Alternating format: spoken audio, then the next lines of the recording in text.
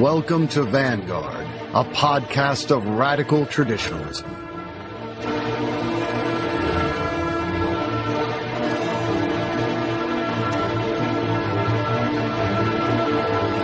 Here's your host, Richard Spencer. Hello, everyone. Welcome again to Vanguard. And welcome as well, Jonathan Bowden. Thanks for being back on the program.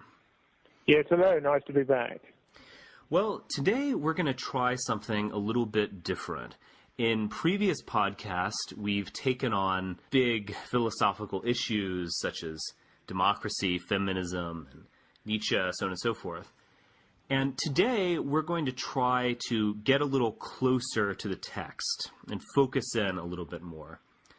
So today we're going to record a broadcast on Nietzsche's On the Genealogy of Morals, which was published in 1887. And I'm sure there are a couple of different ways that our listeners could use this podcast. If you've never encountered Nietzsche before, I think you could still profit from it as a taste of his thought. And also, if you are interested in studying Nietzsche, I'm sure you could either read the text before or perhaps after the broadcast, and use the broadcast as a reader's guide or an interpretation. So, Jonathan, let's dive right into the text.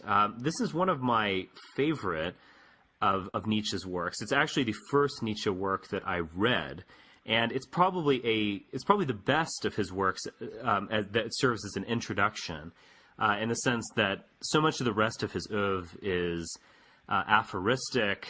It's poetic, and in the case of Zarathustra, it's quite bombastic and maybe ironically so. But On the Genealogy of Morals seems more like philosophy. It deals with moral questions and historical questions, and it's written in a more straightforward style, at least straightforward for Nietzsche. But Jonathan, why don't you give us a background of this text and some of your more general thoughts on it? And I'd mentioned that it is a moral inquiry, but it doesn't really look at morals in themselves. Indeed, it might treat morality an sich in itself as somewhat of an illusion. It doesn't try to find the origin of good and evil behind the world, in a nether region, in heaven, in a godly realm. It actually tries to find the origins of good and evil in the world.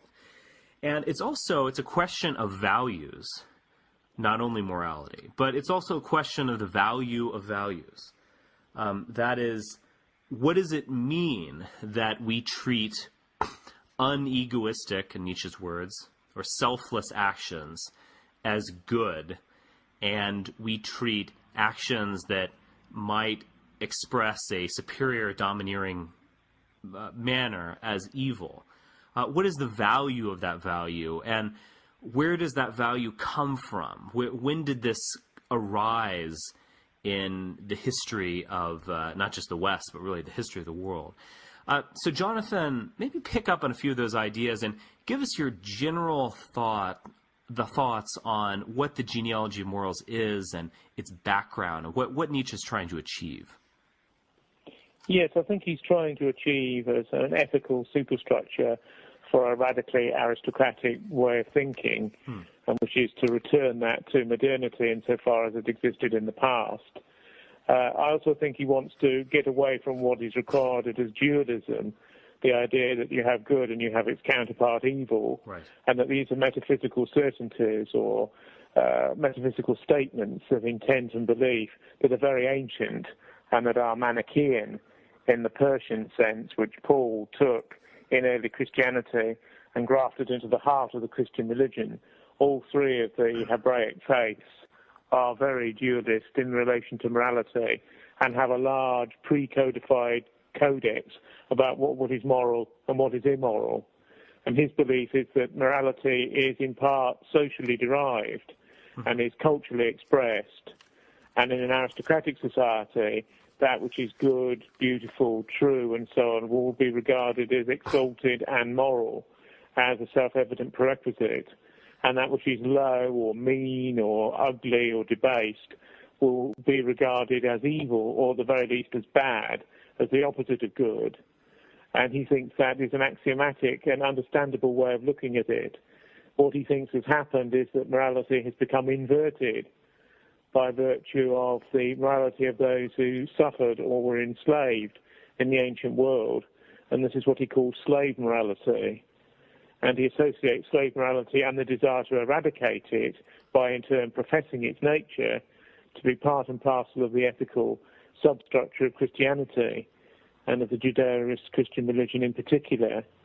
And he regards Christianity, ethically speaking, as a revenge of the low upon the high, and as a revenge of the low-born upon the high-born, and as a revenge almost against the ancient world itself, ushering in the Middle Ages, where everything is valorized or everything is moralized, and everything is divided into a good act or a good thought, or an evil act and an evil thought. And that if mankind is to progress on from this stupor, then it has to return to more ancient verities and velities, more ancient feelings and areas of psychic force, whereby actions are described as good and bad, depending upon whether they impinge upon whether something is high or low. This also leads to a hierarchical value in terms of morality, where actions are perceived as cascading from on high, like a sort of devouring fountain or something, rather than being alternative or alternate. He's also very much opposed to the idea of instantaneous valorization, this idea that you have a binary morality. You put forward a statement and there's a click-click response, moral, immoral, good, bad, good, evil. And although he's more keen on good-bad disjunction than the good-evil disjunction, he always wants to get away from the idea that you can just valorize everything with an appropriate click of the dial. He's very opposed to televisual morality in a strange sort of way, whereby everything is determined in accordance with a prior indicator as to whether it's good or evil, and that all of one's judgments are then coloured by that particular alternation. And he sees Christianity over 2,000 years as the main vehicle for this valorization and this sort of ethical charging and super sweeping of everything, so that all higher standards are traduced and brought down to the instincts and unfettered pleasures and life chances of those who are ill-born and ill-conceived. Jonathan, let's put some pressure on this, because the distinction between good and bad and good and evil is simple in a way, but as revealed by your last talk, it branches out into all these interesting directions. One way that Nietzsche talks about this is purely in terms of linguistics, and one of a good example that works well with English is the history of the word virtue, and that is, it obviously originates from, it's obviously connected with words like virile and things like this, and it originates with the original Latin of virtus, which of course connotes manliness, being a man, and connotes all of those things around it, like courage in battle, steadfastness, so on and so forth. And in some ways, a word doesn't hold its meaning throughout time. It can shift subtly. And what you have over the course of centuries with the word virtue is that it becomes Christianized and in a kind of ironic way feminized, to the point that virtue now means female chastity. Almost, not quite the opposite of its original meaning, but certainly one that is quite alien. And this linguistic aspect of this is something that is very important to Nietzsche. I mean, he thinks the origin of the word good is really something even with connect with the word God. I think he connects bonus with bellum, and so he does a lot of things of connecting the word good with the warrior. And so, Jonathan, let's put a little pressure on this before we talk about the reevaluation of values and so on and so forth. That original formation of the notion of good and bad, and in particular how Nietzsche, this view is different from, say, a utilitarian view of the like of Herbert Spencer, who thought that good and evil were simply connoting something that's useful or not. It's something very different in Nietzsche's aristocratic morality. Yes. I mean, language is extraordinarily important to Nietzsche, not just because he was a master of the German of his day, but also because he was a trained philologist. Right. So he would look at the ancient origins of words and trace through over centuries their change over time and their differentiated usage. So much of the genealogy is actually concerned with the origin of words, where many words meant masculine or masculine beauty or warlike ardour or chivalry or courage under stress and bravery under pressure, and these words would have themselves changed over time, as in the case of virtue, right. to mean something that was approximately its opposite or near, damn it, its opposite over time.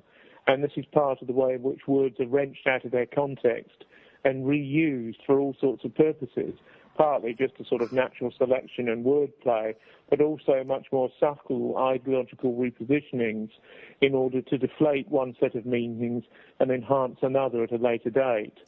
So he basically considers the good and the good life to be that which tends towards aristocratic virtue in its prior definitional structure. So one carries oneself well, one has an integration of body and spirit, one looks well and looks good, that which manifests greater manliness and greater courage and greater dexterity in the use of these things on the battlefield and in the senatorial sort of structure or political structures of a particular time. These are naturally good in and of themselves, but they're not universally good. They're good for a particular class of persons. They're good for a particular sensibility that goes with that aristocratic class of persons. Mm-hmm. They're not necessarily good for others, and therefore, in effect, they're reverse utilitarian. They're sort of negative utilitarian. They're sort of futilitarian in utilitarian terms, to develop a neologism. They don't really go with the flow of majority desires at all. Indeed, they're militant minority desires. I've just seen the British film of Shakespeare's Coriolanus for the actor Ralph Fiennes in it. Mm-hmm. And Coriolanus always strikes me as a particular text that's very emblematic of the sort of genealogy of the morals of which Nietzsche approved, where you have this extraordinary arrogance towards the Roman plebs, you have this refusal to obey the dictates of the tribunite structure in ancient Rome. You have the consul as, in a sense, set above the people, if not even the Senate itself. And you have an aristocratic morality to court, which is not just conceptual, but rooted in the words that it chooses to use, rooted in a detestation of the majority even, and rooted in a maximalization of particularism and of the pathos of difference and of minority and individualized sentiment, as long as that individualism is high-born. Mm-hmm. Well, also, in many ways, Nietzsche personifies good and evil and good and bad in the text in quite dramatic fashion. And in terms of, I want to talk about the Jewish issue, which is a very complex one, a little bit later. But first I just want to talk about his idea of the originators of good. And as you were saying, it certainly had little to do with what it means to be good now, like you might hear in church or something like that. It was the aristocratic leaders' kind of expression of their own joy in themselves and things like this. And let me just read a little bit from Nietzsche's text to give you a taste of this, because he had a very distinct idea of the originators of the word good, to the point that he thought of them really as a people. There they savor the freedom from all social constraints. They compensate themselves in the wilderness for the tension engendered by protracted confinement and enclosure within the peace of society. They go back to the innocent conscience of the beast of prey as triumphant monsters who perhaps emerge from the disgusting process of murder, arson, rape, and torture, exhilarated and undisturbed of soul, as if it were no more than a student's prank, convinced they have provided the poets with a lot more material for song and praise. One cannot fail to see at the bottom of all these noble races the beast of prey, the splendid blonde beast prowling about avidly in search of spoil and victory. This hidden core needs to erupt from time to time. The animal has to get out again and go back to the wilderness.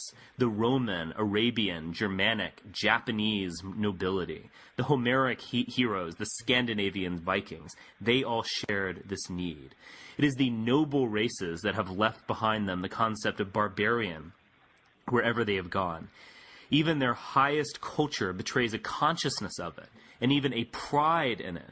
For example, when Pericles says to his Athenians in his famous funeral oration, "Our boldness has gained access to every land and sea, everywhere raising imperishable monuments to its goodness and wickedness."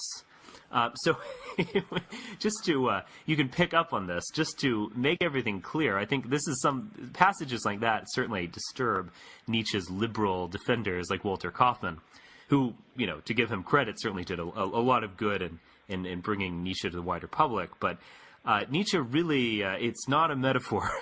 Nietzsche did have a concept of, let's call it Arianism, as the origin of master morality and the older concept of goodness.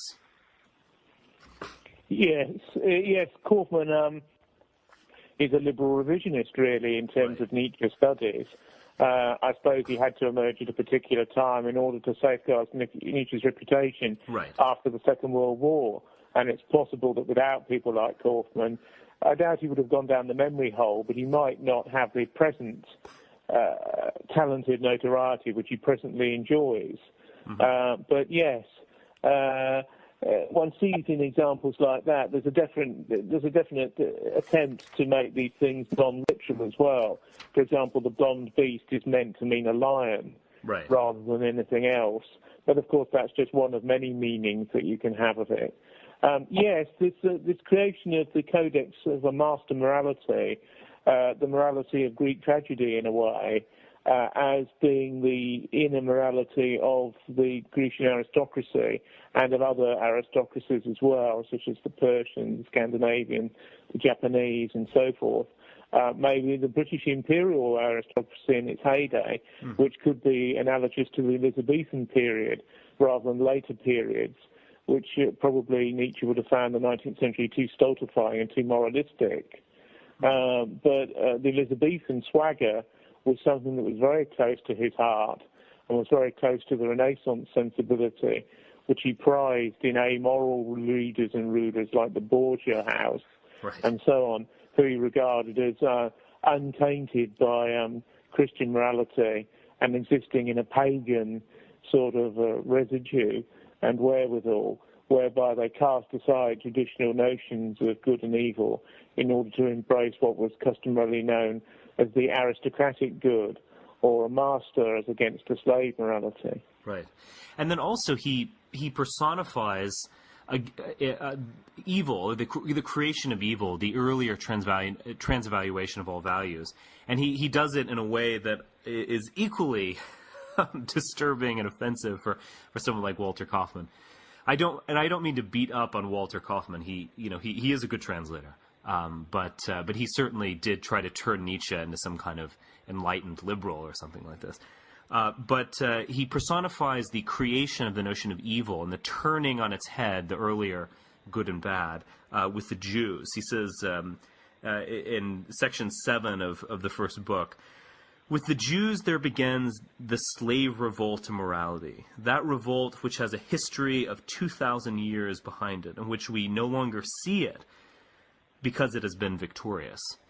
So, Jonathan, talk a little bit about the Jews, and Nietzsche is, of course, referring to the Jews in the Roman Empire, and pre-Jesus Jews, but he sees in many ways the domination of Christianity as a kind of culmination of their mission to destroy the Roman Empire, even if they rejected the actual religion. So talk a little bit about how the Jews function in Nietzsche's work.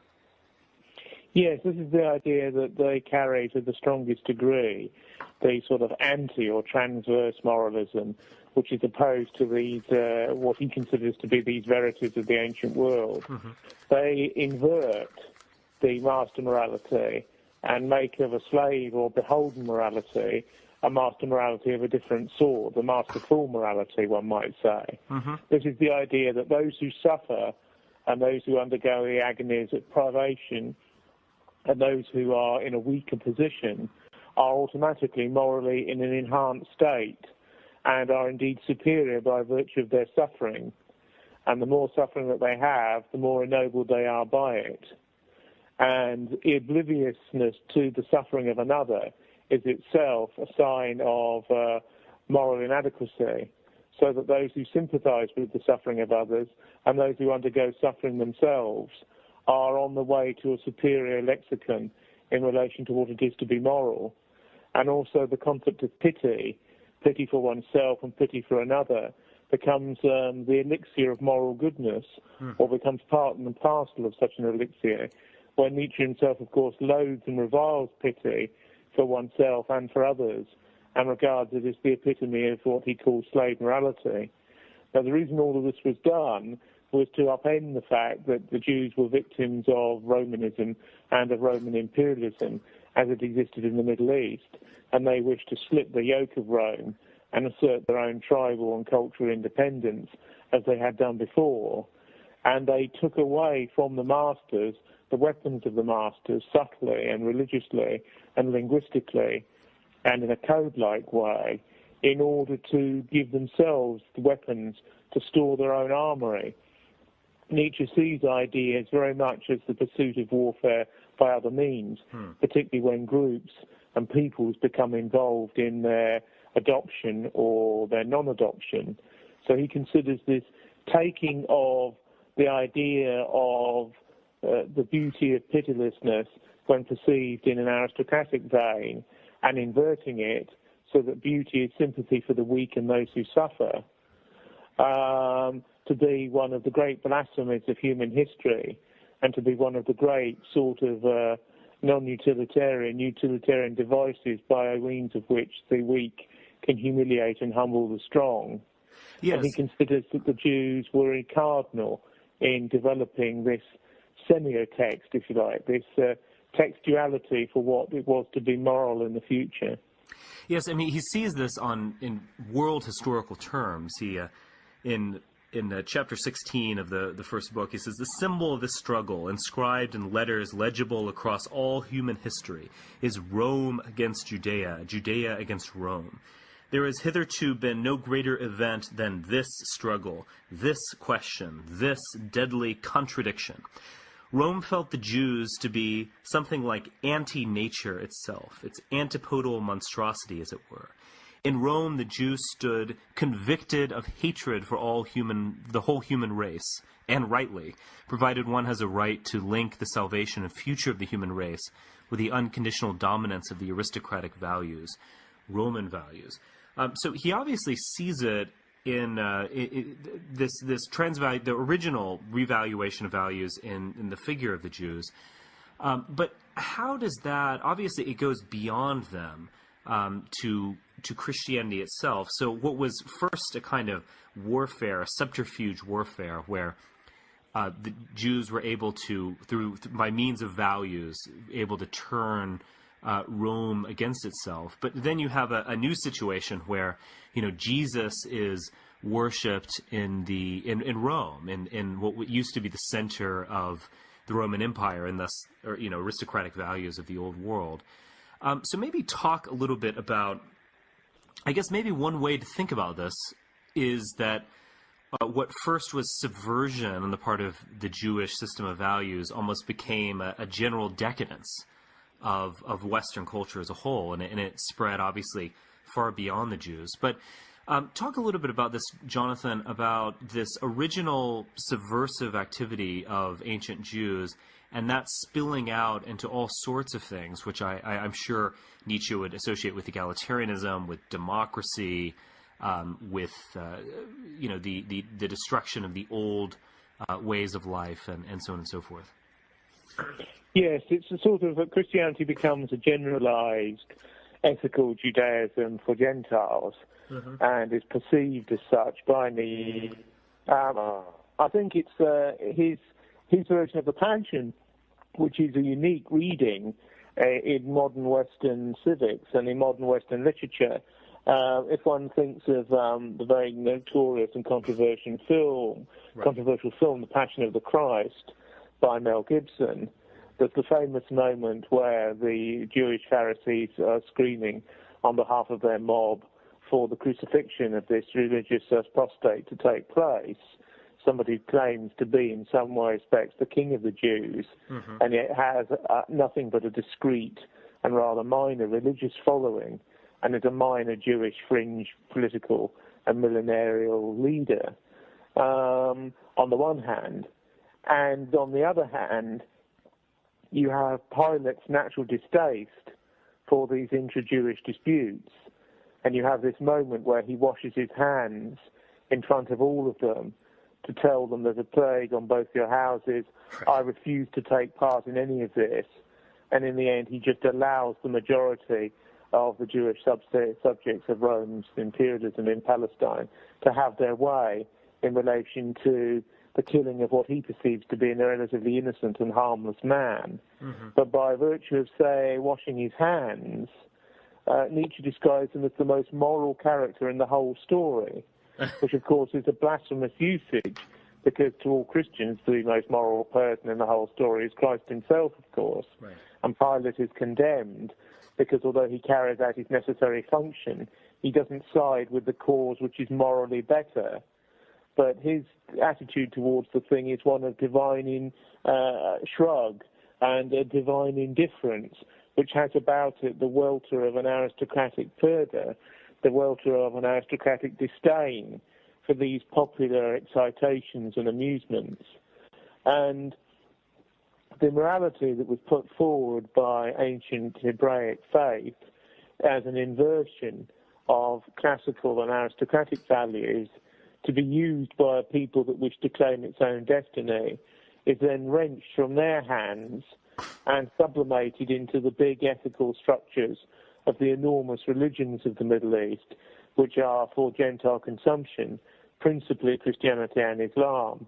Nietzsche has very little to say about Islam, and probably taking from certain axioms from Schopenhauer would be more favourable towards Islam than towards Christianity, partly because of Islam's patriarchy, partly because of its attitude towards women, partly because Islam is a third pagan in terms of the Arab structures and religious faith that pre-existed in the Middle East, unlike Christianity, which seeks to be a complete repudiation of the pagan past, ethically and in other ways. That's one of the important elements here, that Nietzsche just doesn't preach a return to aristocratic radicalism. He preaches a return to the paganism that preceded Christianity for the whole of society. Right. Whether it's a literal worship of ancient gods or not doesn't concern him. But morally, he wishes to see a return to paganism, a return to its offices and to its sort of hierarchy of deities, household and social.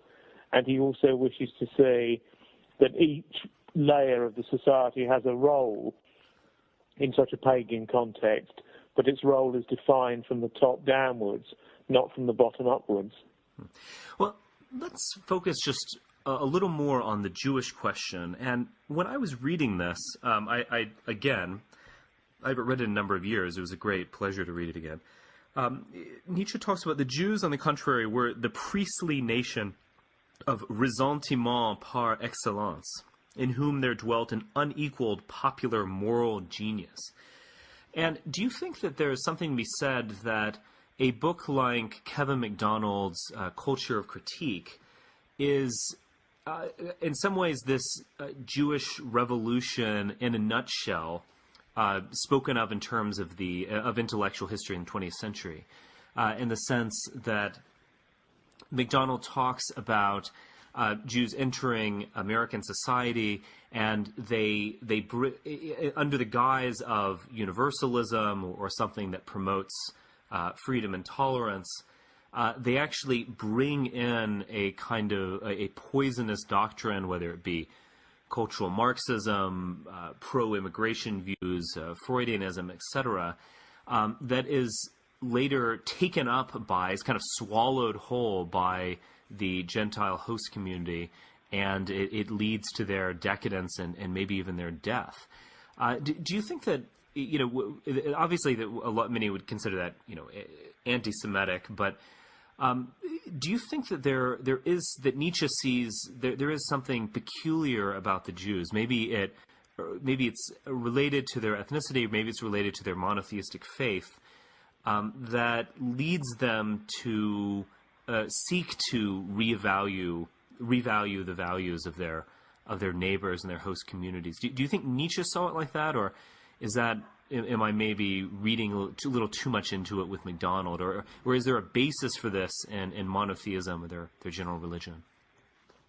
Yes, I think that's largely true, what you've said. Whether Nietzsche would have, had he lived, subscribed to the sort of MacDonald axioms, one can never say. Right. But he certainly believes in this monotheistic identitarianism, this sort of belief that a unique people is set on one side to reevaluate the world morally, but also sees the reevaluation and transvaluation of morals from its own perspective to be part of a group analogy of hostility and defence towards others, so that ideas tend to be dual track.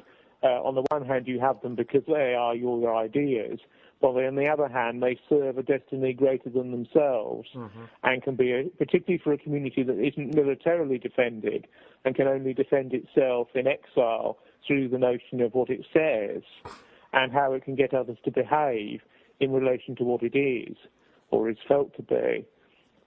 So I think that the uniqueness of this monotheistic cult and the uniqueness of monotheism as a doctrine totally contrary to the plurality of gods and goddesses that's part and parcel of the pagan pantheon and worldview in all pre-existent societies is cardinal for understanding the way in which modern morality works, particularly in universal faiths, unlike Judaism, which are monotheistic.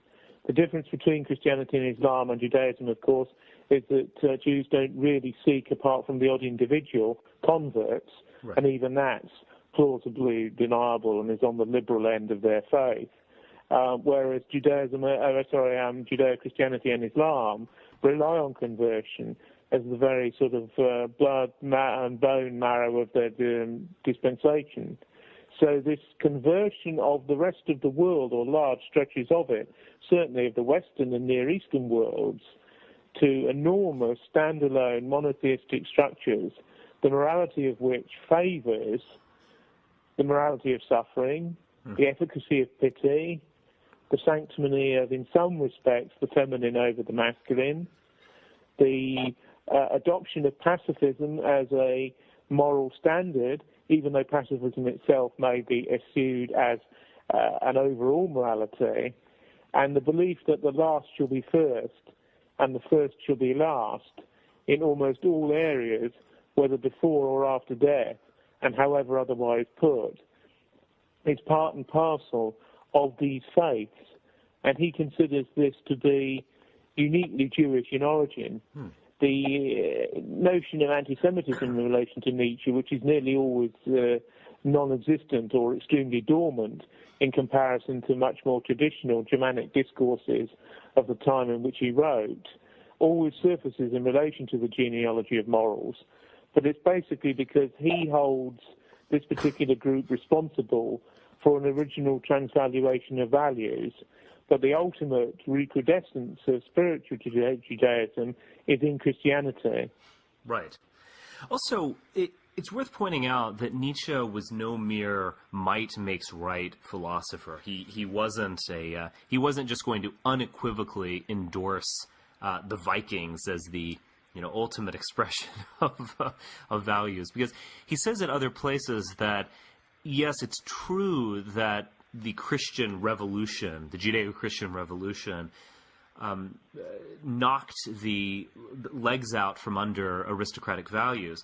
At the same time, it offered Western man depth, and it made him it changed him in a way that in some ways are productive. It made him, it at least gave him a sense that he should begin examining himself. It gave him it gave him a conscience, which of course led to a whole host of different philosophies and so on and so forth. So in many ways, Nietzsche is never a philosopher who is a kind of, let's say, a reactionary or someone who thinks of, well, the Jews are bad, let's just go back. I mean, I think Nietzsche thinks that we need to, in some ways, the whole West and all of Europe needed to have actually experienced the Judeo-Christian revolution in order to move on to something higher.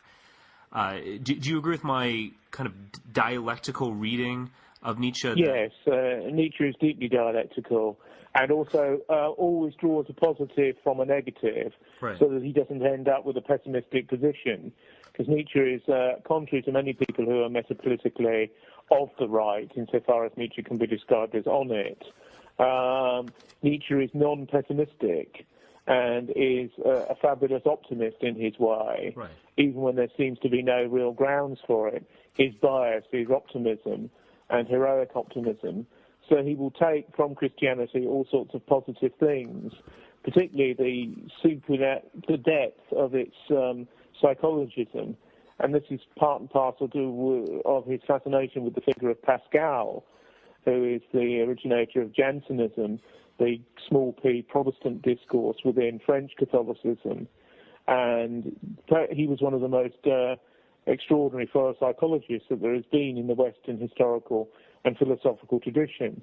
And yet, like a lot of Puritans of various sorts, he tormented himself in relation to his faith, but he achieved greatness out of that sort of ascetic struggle. And of course, Nietzschean morality is about the struggle that one has with oneself in order less to be human than to possibly rise above that. So morality, one is one's own anvil, and life hammers down upon it in order to raise a man from what he might have been to what he could be. So Nietzsche will always see in almost everything that occurs a positive or a positive splinter that might fire off to create a fire that can warm the hands of the children of tomorrow.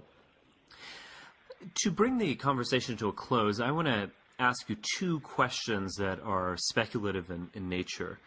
I focused on book one. I think that's really the keystone, but there are a lot of certainly treasures to be found in the second and third books of Genealogy of Morals. But in book one, he mentions that everything is visibly becoming Judaized, Christianized, mobized. And then he goes on to say, and this is a very ironic passage, and I think it's worth speculating on this passage. To this end, does the church today still have any necessary role to play? Does it still have the right to exist? Or could one do without it? It seems to hinder rather than hasten this progress. But perhaps that is its usefulness. And this is obviously it's Nietzschean in the sense that it's very playful, and it looks at an idea from all these different angles. But if I were to sum up what he said in that passage, I would say that, we live in a world in which Judeo-Christian egalitarianism dominates, even, or perhaps even especially, amongst those people who have gone beyond the faith. And I'm thinking of, just to choose an example for the sake of usefulness, someone like Christopher Hitchens, who, of course, thinks God is the worst thing that ever happened, hates all religion, so on and so forth. But at the end of the day, fundamentally reaffirms universalism, egalitarianism, human rights, the last shall be first shall be last, so on and so forth. Christopher Hitchens is deeply Judeo-Christian from a Nietzschean point of view. And I think Nietzsche is kind of asking in some ways, what usefulness does the church play? And, one could say that in some way, as Nietzsche does, that the church is actually holding back Judeo-Christianity from dominating. And some of the truly devotional and ceremonial aspects of, say, Catholicism or Episcopalianism, or some of the quite serious and almost monkish aspects of the Lutheran faith, that these are almost reactionary throwbacks to an era when one,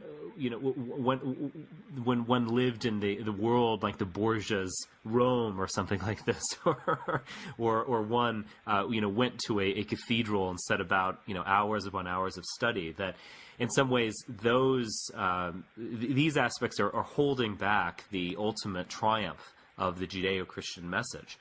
And, Jonathan, what I want to ask is maybe if you can take that idea and speculate about the future of Christianity. And I'm thinking here, I recently saw a YouTube video, which I could link to in our on the website. And it was basically this person, and this YouTube video had millions of hits. It went viral. It became popular really quickly. And what this person was saying is essentially, I hate religion, I hate the church, but I love Jesus.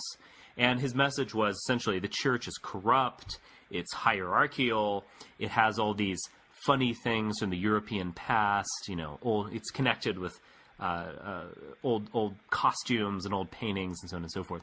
But I truly love the message of Jesus, which of course is the leftist message that everyone seems to agree with, which is, we should tolerate everyone. Everyone's wonderful. We're all the same and interchangeable, so on and so forth.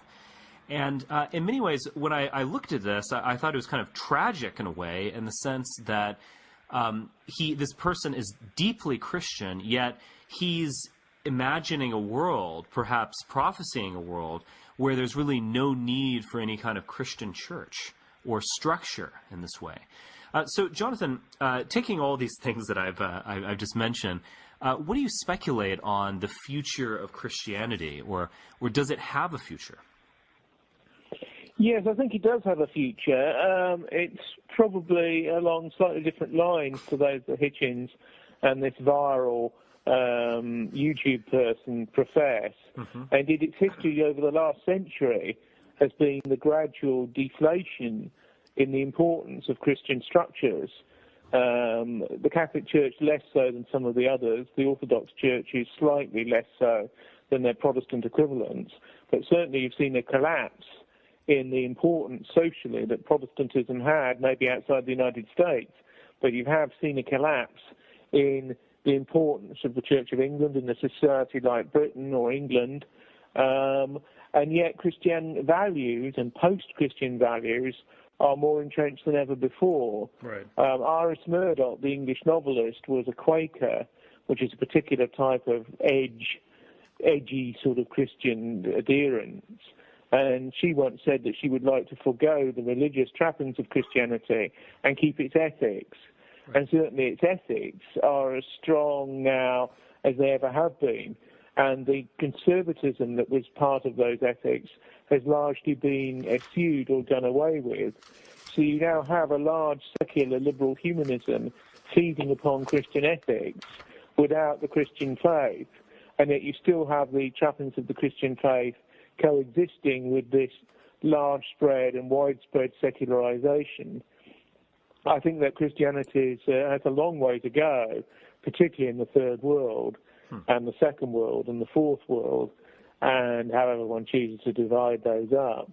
And I believe that Christianity still will be the dominant religion, not Islam, 100 to 200 years from now, because it has so much fodder, so much to feed on in the third world, because it is a religion for all who suffer. It is a religion for all who know outsider status, no matter however defined.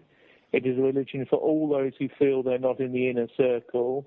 It's a religion for all those who are not necessarily at the top or would conceive themselves to be near the top of their own group or their own society, or have a reason for looking at those things in a way which would lead them not to identify with the bottom, even if they weren't technically at the top. And it, in some ways, spreads that part of Islam which is itself Christian, that preaches love, peace, and tolerance, which nestles up uneasily with the militarized, masculine, heroic, more pagan elements that coexist in Islam at this particular time. But Islam without Baha'iism and without Sadrism and without the that which springs forth into sort of terrorist outrages perceived from a Western point of view would be very close to Christianity. Sufi Islam would be very close ethically to Christianity. Indeed, would be an extension of the same thing by other means, essentially, and is a religiosity of brotherhood and love, and without strict adherence to form as well, because you make up the form as you go along. Indeed, Christianity may have a future that's rather like Islam, because there is no Islamic pope. There is no, although there's Mecca and Medina and there's a centre to turn to, there's no clerisy for the whole of Islam. There's just localized priesthoods and semi-priesthoods and holy men who go about preaching, who know something about what they're talking about, sheikhs, those who are moved upon to speak. So Islam's always had this devolved and rather libertarian structure. It's a very authoritarian religion, but it's very non-authoritarian in the way in which it operates. Any house can be turned into a mosque just by doing a few simple things and putting down a few carpets and segregating the believers when they pray along gender lines and so on. It's very homely in that sense, and many of the values of Christianity can and are being spread by Islam, paradoxically, and vice versa, if you see these things on a universal level rather than on a parochial one. And so I think Christianity's got quite a lively future, but it's not necessarily in the West, where in the West it is being overtaken by the secular humanism that's eating it alive, and yet in terms of values to which it has given rise. I think that Nietzsche was not entirely right about the fact that if Christianity disappears in its observational form and in its churches and its structures and its civic adornments, that it's really achieving a triumph as another remove. Theoretically, you could say that, but I think that once it goes, it goes. And the number of people who live in the West now without any fixed adherence to Christianity at all is quite startling from a Christian point of view. You also have the paradox of mass immigration into the Western world that consists of people from much more conservative and religious societies.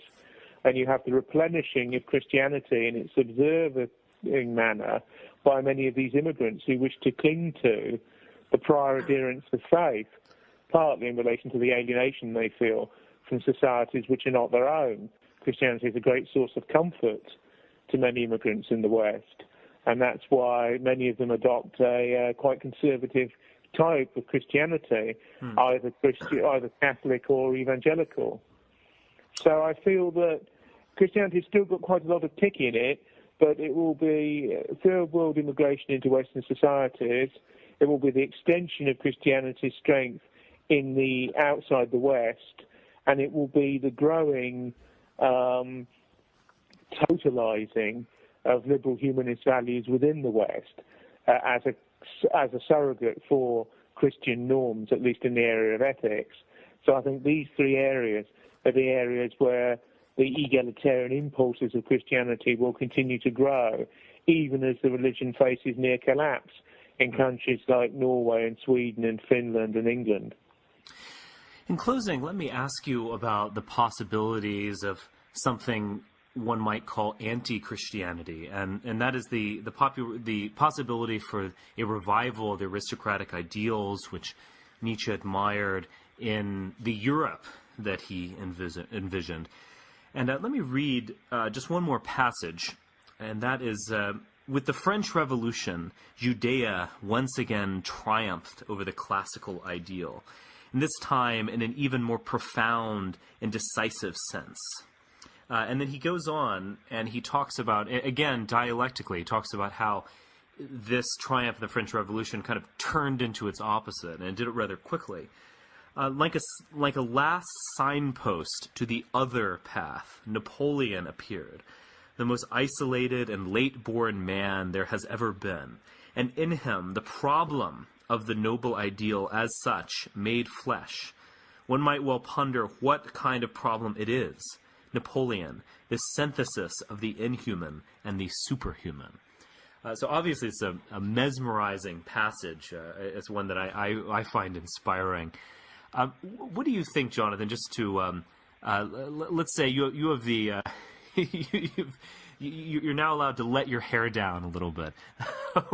What do you think of the possibilities of this new world historical antichrist, like Nietzsche viewed Napoleon as arising in the ruins of the old Christian world? Yes, there's a similar spirit at the end of Spengler's The Decline of the West, when in 1918 he preaches the fact that there will be a new Caesarism abroad in Europe, something that was sort of well under the way and discernible at the margins, even when he was speaking at that time. It's difficult to see it now at the moment, but whenever chaos and radical revolutionary change comes abroad, these ideas inevitably return. The sort of the left-wing version of dictatorial tyrannies, the red czars that were thrown up by certain social and political revolutions on the European continent, themselves increasingly came to resemble, often in a sort of macabrely comic way, the aristocratic noblesse of the past, and it was even more pronounced in authoritarian structures which were on the other side. Yet as of this moment in time, it's difficult to see where the Napoleons of this world will come from. Yet Napoleon, of course, conquered most of Europe, and on the flags of his armies was the slogan liberty, equality, fraternity, and yet conquest is what was happening. And they were flying a revolutionary flag, the tricolour, which consists of three colours, the blue and the red of Paris and the white of Versailles, the red and the blue having captured the old monarchical dispensation at Versailles when the monarch was forcibly dragged back from Versailles to the capital, Paris, where traditionally the Bourbons had never felt particularly comfortable.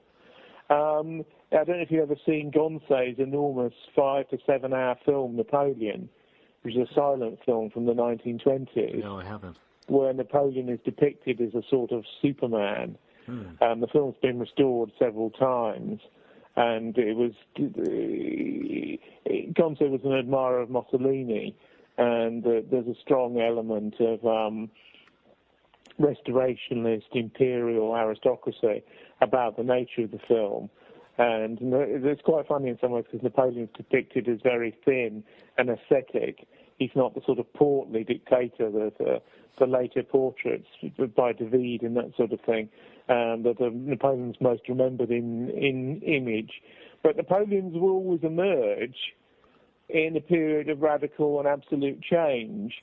That can only occur if there is socioeconomic breakdown of a sort threatened by the implosion of the European Union over its economic difficulties. However, I personally think the very fact that Nietzsche remains so important intellectually and theoretically is a harbinger of the fact that such ideas are not dead. The fact that if you go into the philosophy section of any bookshop in the Western world, Nietzsche will be there, and all sorts of other philosophers will not be there. Indeed, even Marx will not be there. His children may be there, theoretically speaking, but he may not be. And the very fact that the Genealogy of Morals and similar texts are widely on sale, you don't have to go very far to get them if you're interested, indicates to me that there's part of the spectrum, part of the human brain scan is still out there and still open towards these sorts of opinions which are elitist and which are inegalitarian and which have a streak of hubris about them in the ancient sense and aristo-oriented and are morally aristocratic without necessarily being sociologically so.